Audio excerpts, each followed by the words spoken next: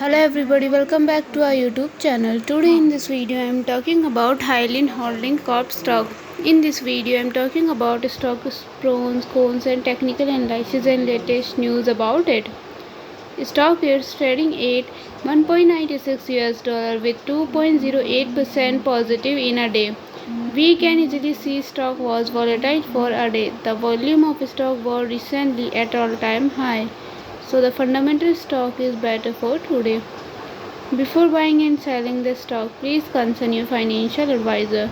Today's video is done. Thanks for watching. Please subscribe my YouTube channel and like the video and also comment all related queries.